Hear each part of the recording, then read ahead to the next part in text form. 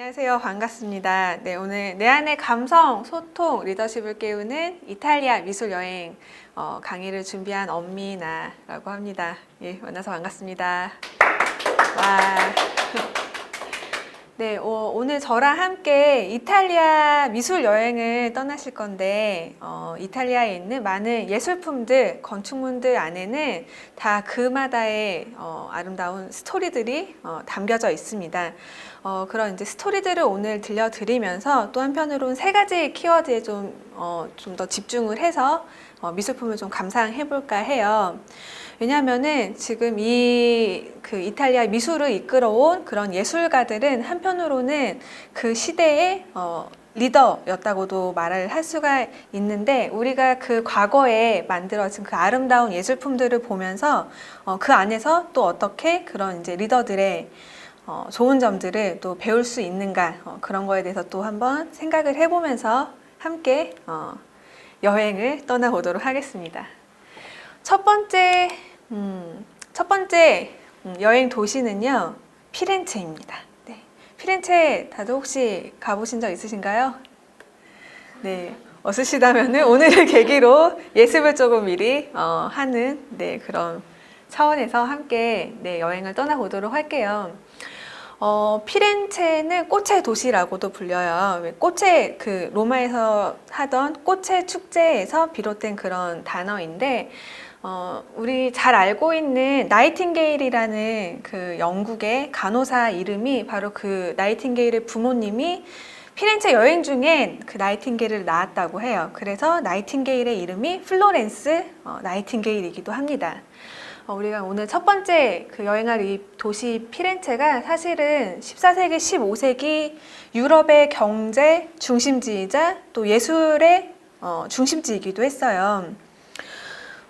그래서 여기는 아예 도시 자체가 하나의 미술관이라고 부를 수 있을 정도로 정말 그 르네상스 시대 때 만들어진 아름다운 건축물들이랑 아름다운 예술 작품들이 굉장히 많은 그런 도시입니다. 지금 화면에 보이는 이 전경은요, 미켈란젤로 광장이라는 곳에서 보이는 광경이에요. 그 광장에 올라가면은 피렌체 시내가 이렇게 한눈에 보여서 야경을 보기도 굉장히 좋은 장소예요. 그리고 이 도시가 그렇게 크지 않기 때문에 다 걸어서 여행을 할 수가 있습니다. 자, 도시를 가로지르는 이 강 이름은 아르노 강이고요. 이 강을 기준으로 해서 피렌체가 남쪽이랑 북쪽으로 갈리게 되는데, 주요 중심지는 주로 남쪽에 몰려 있습니다. 자, 이 강을 남북을 연결하는 다리들이 여러 개가 있어요. 지금 가장 가까이 보이는 이 다리가 베키오 다리예요. 피렌체에서 가장 오래된 그런 다리이기도 하면서 또 한편으로는 가장 아름다운 다리이기도 합니다.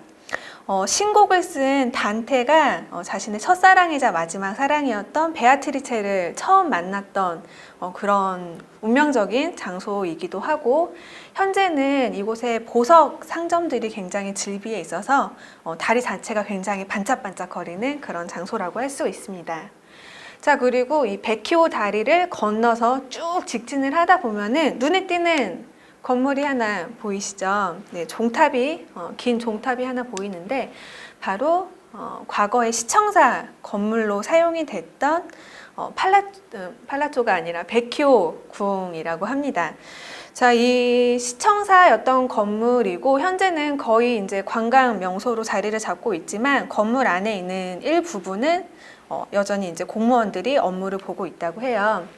그리고 이 시청사 앞에 가면은 큰 광장이 하나 나옵니다. 시뇨리아 광장이라고 하는데요. 이 광장이 우리나라로 치면은 뭔가 광화문 광장 같은 의미를 가지고 있어요. 이미 13세기, 14세기를 거쳐서 만들어진 광장이고, 피렌체와 관련된 정치적인, 역사적인 사건이 이곳에서 많이 일어났던 그런 곳이기도 합니다. 자, 그러면은 이번에는 시청사에서 500m 정도 떨어져 있는 곳에 있는 이 건물을 한번 볼게요. 네, 사실은 피렌체 하면은 가장 먼저 떠올릴 수 있는 건물이 이 건물인데요. 혹시 어떤 건물인지 혹시 아실까요? 네, 혹시 냉정과 열정 사이 혹시 보셨나요? 소설이나 영화로 된.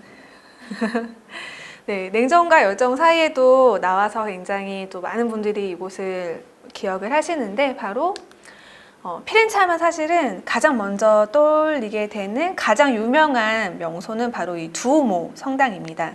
두오모는 많이 또 들어보셨죠? 네. 두오모는 사실 이탈리아 여행을 하다 보면은 각 도시마다 하나씩 있는 그런 성당이에요. 도시마다 그 도시를 대표하는 주교가 있는 그런 성당이라고 할 수가 있는데 이 성당의 이름이 그래서 피렌체에 있는 성당만 두오모가 아니라 각 도시마다 대표되는 그 성당들을 두오모라고 합니다. 그래서 이 피렌체에 있는 이 두오모 조금 더 클로즈업을 해서 볼게요. 이 두오모는 어떻게 이제 구성이 되느냐? 성당이 3종 세트로 이렇게 묶여서 같이 지어지는데요. 성당의 원래 이름은 이제 피렌체 두오모의 원래 이름은 꽃의 성모 마리아 성당이라는 원래 이름이 있고요. 1296년도에 공사를 시작해서 140년 만에 완성을 한 그런 성당입니다.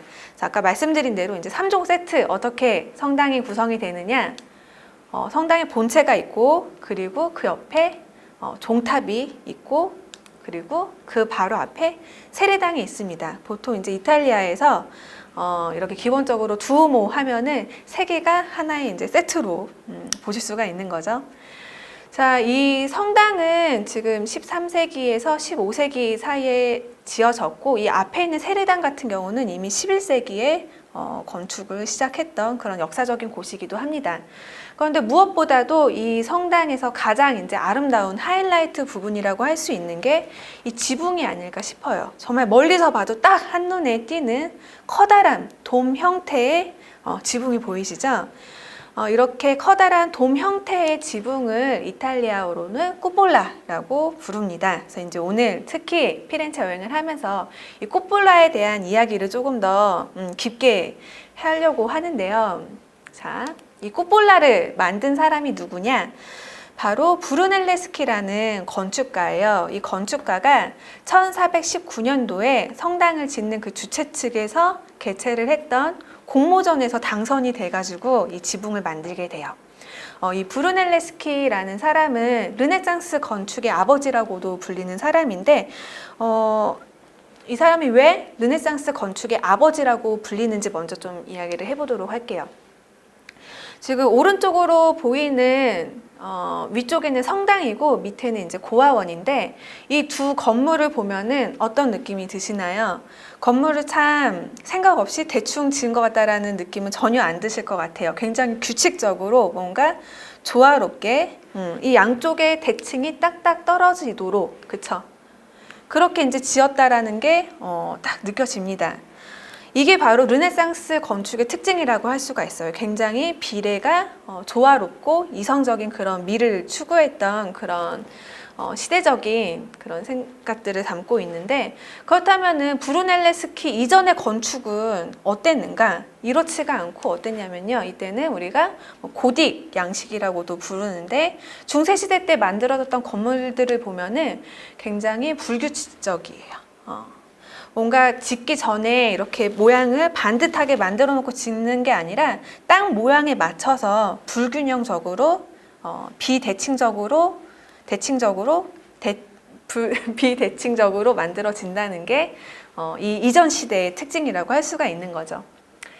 다시 이제 브루넬레스키 이야기로 돌아와서 브루넬레스키가 당시에 이 돔 모양의 이 돔을 만드는데 거기에만 공모전에 응시를 했던 게 아니라 그 한 10여 년 전에 다른 공모전에도 응시를 했었어요. 브루넬레스키가 건축가이기도 하지만 조각가이기도 했고 그리고 또 금속 공예자이기도 했거든요. 르네상스 시대 때에는 직업을 여러 가지를 갖는 경우들이 굉장히 많았습니다. 그래서 그 당시에 브루넬레스키가 돔을 만들기 훨씬 전에 어떤 공모전에 또 응모를 했느냐? 바로 이 세례당의 문을 꾸미는 그 공모전에도 응모를 했어요. 응모를 해서 쟁쟁한 경쟁자들을 이제 물리치고 최종 후보에 올랐습니다. 그때 최종 후보에 오른 사람은 2명이었어요. 브루넬레스키와 또 다른 사람은 로렌초 기베르티라는 사람. 이 두 사람이 공모전에 붙었는데 누가 이겼을까요?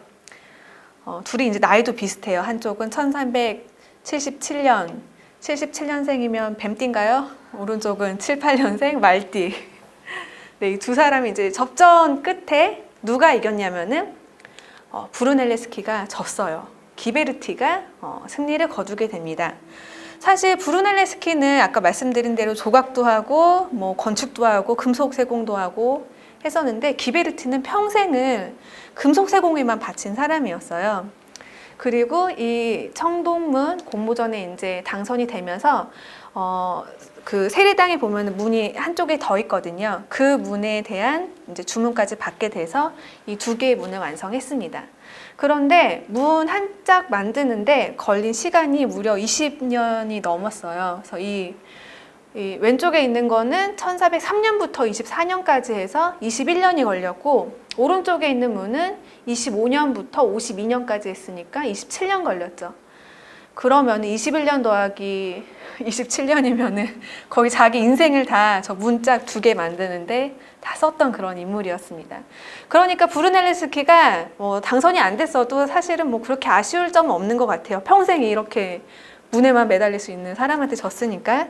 자, 그래서 브루넬레스키가 그 이후부터는 자기도 한우물만 파기 시작합니다. 건축에만 몰두를 하게 돼요. 그래서 피렌체 시내 곳곳에 뭐 눈만 돌리면 이제 브루넬레스키가 만든 건물들을 굉장히 많이 볼 수가 있어요. 대체적으로 아까 이제 브루넬레스키의 건축적인 특징, 굉장히 이성적인 비례가 조화로운 그런 건물들이 이제 피렌체 시내 곳곳에서 이제 볼 수가 있는 거죠. 자, 그런데 그 중에서도 쿠폴라는 다른 건물들이랑 이 브루넬레스키가 만들었던 방법이 조금 달라요.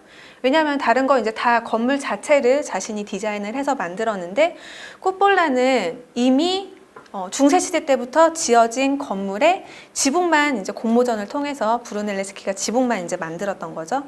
자, 그러면은 사실 주최 측에서 성당을 다 지어놓고 쿠폴라를 제대로 만들지 못해서 이제 공모전을 통해서 이 해결을 했다는 건데, 왜 쿠폴라만 공사가 지연이 됐느냐? 왜냐면요, 거푸집 때문이에요. 거푸집. 거푸집은 뭐냐면은 이렇게 당시에 커다란 둥근 형태의 지붕을 지을 때 거푸집이 필요했어요. 나무라던가 그 나무로 미리 이제 이렇게 구조를 만들고 그 위에다가 벽돌을 쌓아 올려서 벽돌이 다 쌓아지면은 나무집을 이제 없애는 방식으로 집이나 이제 이런 걸 지었던 거죠. 그래서 뭐 현대 건축에서는 철골이나 콘크리트 같은 걸로 거푸집을 만들 수가 있었지만, 당시에는 그런 재료들이 없었기 때문에 나무로 거푸집을 만들어야 되는데, 이 도매 크기가 정말 그 당시로서는 이제 처음으로 이렇게 큰 게 만들어진 거예요. 지름이 150m가 넘고 높이가 100m가 넘는 이런 돔을 만들어야 되는데 나무가 못 버티는 거예요.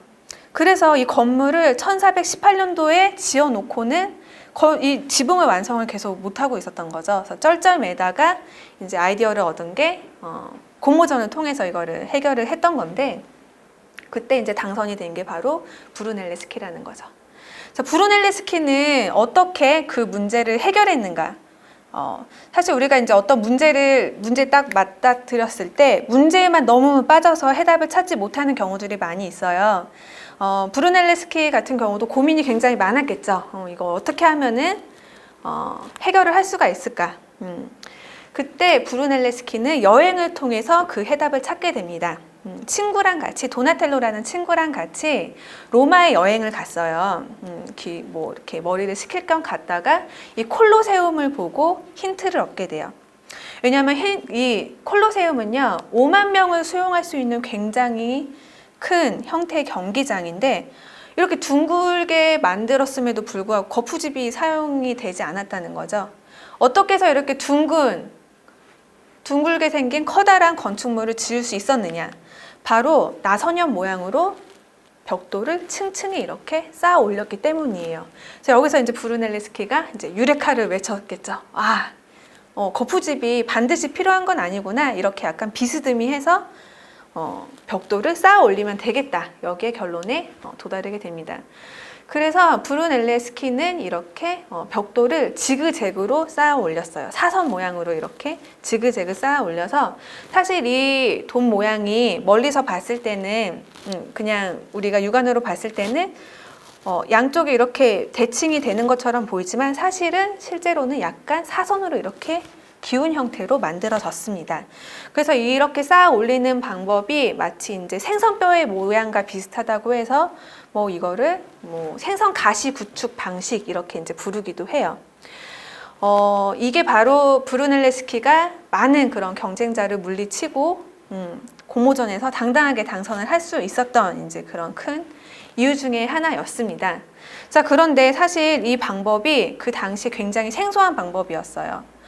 이 방법이 이슬람에서도 사용이 된 그런 건축 방법이긴 하지만 당시 15세기 피렌체에서는 누구도 이런 거를 시도해 본 적이 없었거든요. 그리고 사실 현대 건축에서 봤을 때도 이거는 어떻게 이렇게 만들었는지 정말 이제 다시 이제 이거를 만들려고 한다면은 회복이 굉장히 힘든 그런 케이스라고 합니다. 그렇다면은 그 당시에 사람들은 어땠을까요? 브루넬레스키가 공모전에 당선이 돼서 이제 조수들이랑 인부들을 데리고 일을 해야 되는데 그 사람들이 자기를 잘 따라야 될 거 아니에요. 그런데 어디서 듣도 보도 못한 방법을 가지고 와가지고 이 방법으로 하자라고 했을 때 당시에 인부들이랑 조수들의 반발이 굉장히 컸다고 합니다. 그 방법은 이제 말도 안 된다고 도저히 이제 하다가 큰일 나면 어떡하느냐. 다시 거푸집을 어떻게 크게 만들게 다시 해보자 이런 의견들이 이제 많이 나왔겠죠. 그때 브루넬레스키가 어떻게 했을까요? 강압적으로 내가 생각하는 게 맞아라고 주장을 했느냐? 그게 아니라는 거예요. 브루넬레스키는 조수들과 인부들이 스스로 그 방법이 잘못됐다는 걸 깨닫게 하기 위해서 잠깐 이제 몸이 아프다는 핑계로 잠깐 이제 여행을 가서 자기 조수에게 그 공사 책임을 잠깐 위임합니다. 그래서 이제 조수가 스승님도 없고 이제 내 맘대로 해보려고 시도를 했는데 이게 아무리 해도 거푸집으로는 해결이 안 나는 거죠. 결국에는 그들이 스스로 해보니까 그게 틀렸다라는 거를 알게 되고 결국에는 브루넬레스키의 의견을 따라서 성공적으로 이 돔을 만들 수가 있었습니다. 우리가 무슨 업무에서나 아니면 가정에서나 어디에서든 문제가 이렇게 딱 닥칠 때가 있어요. 그리고 그 문제를 해결하기 위해서는 이때 돔을 만들 때처럼 거푸집이 있어야만 그 문제를 해결할 수 있다고 생각할 수 있는 경우들이 있는데 사실은 그 거푸집이 반드시 필요하지 않을 수도 있다라는 거를 우리가 이 브루넬레스키를 통해서 이 피렌체 두오모의 꾸볼라를 통해서 알 수 있지 않나 그런 생각을 해봅니다.